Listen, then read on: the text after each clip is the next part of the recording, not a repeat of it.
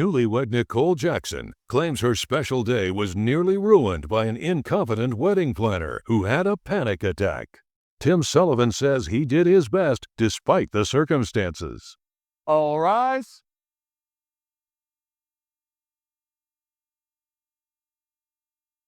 Court is now in session. The Honorable Judge Lauren Lake presiding. Please be seated. Good morning, Your Honor. Good morning. Thank you, Sean. Good day, everyone. Good day. This is a case of Jackson versus Sullivan. Ms. Jackson, you are suing the defendant for $1,000 for not executing the day of your wedding. He was your planner, is that correct? Yes, Your Honor. Explain to the court what happened. He basically ruined my wedding, Your Honor. On the day of, he didn't do the job. He got very stressed out. When I was a nervous wreck, of course, I was the bride. And in the end, he had a panic attack, so we had to tend to him. At your wedding, the planner had the panic attack. Yes. Not the bride. Wow. This case goes from wedding jitters to full courtroom chaos fast. When the bride opens by saying the planner had a panic attack at her wedding, that is already wild. Let's get into this because Judge Lake's face says everything. Exactly. All right, so take me back. I want to understand how you entered into this contractual relationship. Had you been referred to this wedding planner? You'd worked with him before and something else? What? I went on forums, wedding forums, and he was highly recommended, had a lot of great reviews. I had a meeting with him, and he was great. And at the meeting, you decided, I really like this guy's style. I want him to plan. Exactly. So, Mr. Sullivan, I want you to get in here. So you entered into a contractual relationship with Ms. Jackson to be the wedding planner at her wedding. Yes, Your Honor. What did the contract entail? The contract entailed, it was a $14,000 budget for the entire wedding, which was totally absurd. But what we're basically dealing with is a Karen kind of person over here. Don't let the pretty face fool you. I believe she's a master manipulator. It was a $2,000 payment to my company. All right, so for $2,000, when guests arrived at the reception, Yes. you were then supposed to handle Everything. It was way Think too about the much. wedding. Yes, way too much. She had detail. every detail. She had me doing multiple things. Then her friend Jessica got involved too. I didn't even know was coming to the wedding. And then she wanted Jessica to step in and basically take my role. I took a step back, and that's when things just got out of control. So you're at the wedding. When do things start going awry, Ms. Jackson? So I had asked for no kids at the wedding, and some of my guests showed up with kids.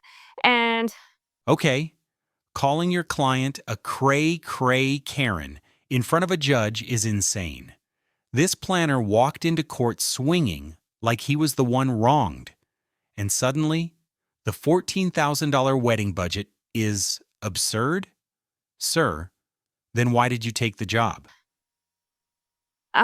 Mr. Tim here, he just asked them to leave. Everything she's saying BS. She asked me for two things: no cell phones and no kids. When there were cell phones, I had a basket out. I had one of the valets look at the cell phones. She didn't want the cell phones. Then Jessica made another decision to have cell phones in case there was an emergency. While she says I was having a panic attack, I was actually stepping back, making a call so I could get more tables and chairs because there was all these guests coming. And the guests that were coming with the kids, I escorted them off of the premises. And so instead of, you didn't take a minute to say to the bride, some of your guests are bringing kids, would you like them to stay? I absolutely did. Do you remember him asking you whether or not you wanted the guests that brought kids to stay? No, he didn't ask me. He was like, there are people with kids. I'll tell them to leave. I'll tell them. And I was like, no, I didn't want to have to deal with the situation. I was a nervous wreck. So you don't remember him asking you that? No. All right. Did either of you bring a copy of the contract? Yes, we did. I'd like to see that, please. The no kids, no phones thing is normal for weddings. But this planner seems to enforce rules like a nightclub bouncer, escorting people with children off the premises at a wedding? That's a bold career choice. This was all discussed via text. Coming up. He started breathing very heavily, and then we thought he was having a heart attack instead of it being my moment where I was going to walk down the aisle. He stole all the attention from me. Here's where the whole case flips. The bride isn't just nitpicking. Her big moment was literally overshadowed.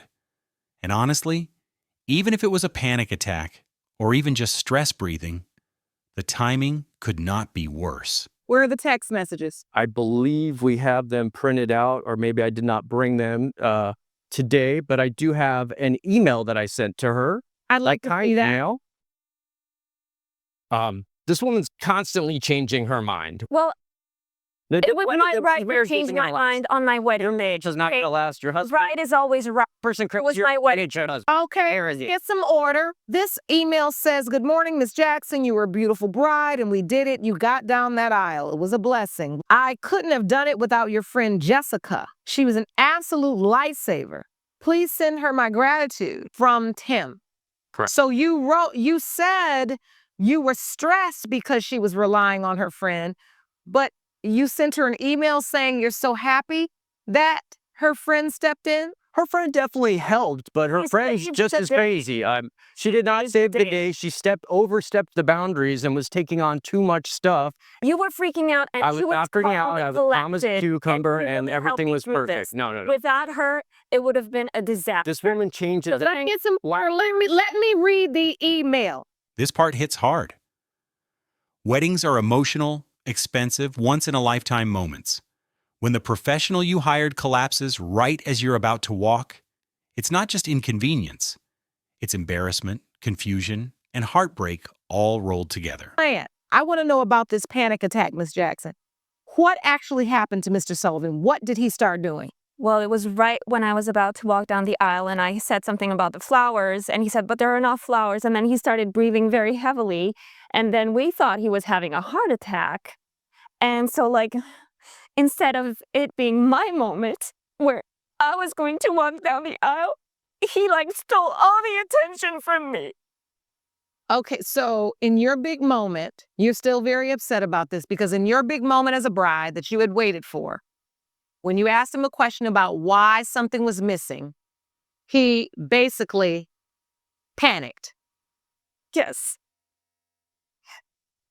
So instead of me walking down the aisle, it was people tending to him because he was having his panic attack. And so we thought it was really serious. We thought it was a heart attack. And then there was a doctor, and he told us, no, it's a panic attack. Don't worry.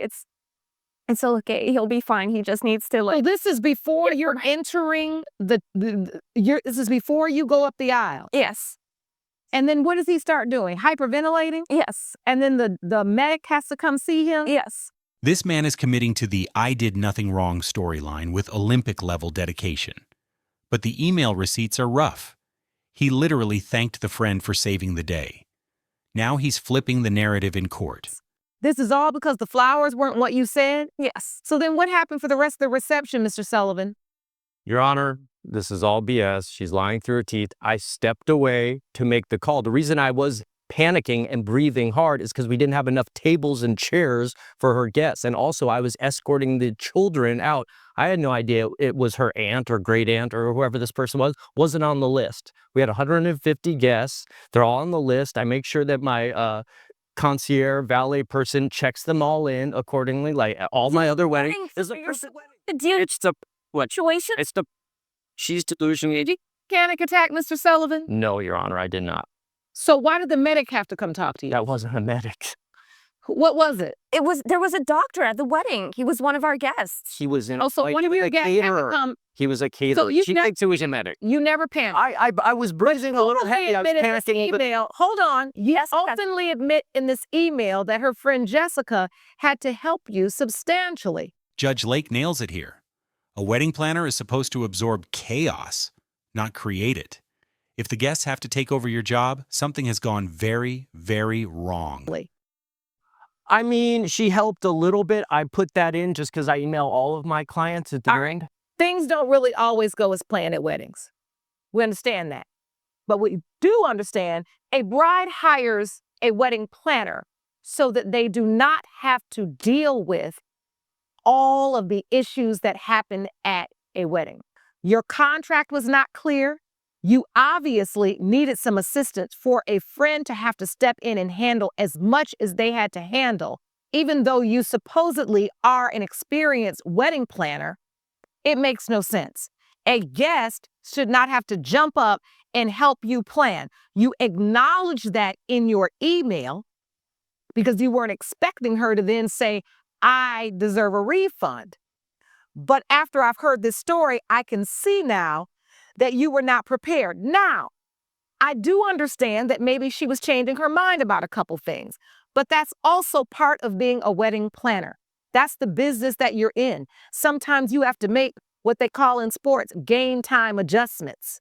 And that's what wedding planners should be able to do. So it has been determined by this court, judgment is for the plaintiff for $1,000. Court adjourned. All rise. Judge Lake has ruled in favor of the plaintiff. The defendant owes $1,000. I can't believe you called me cray-cray. You're the cray-cray. Get my money. You had a bring it panic back to attack I'm at gonna a bring it back wedding, to and court. you're a wedding planner. You're a master manipulator. This is total. Yeah, right. You may exit court. Honestly, $1,000 feels light after that ordeal. But at least the court acknowledges that this wedding went off the rails. And not because of the bride. Don't miss the next unbelievable case. Follow for more true courtroom drama.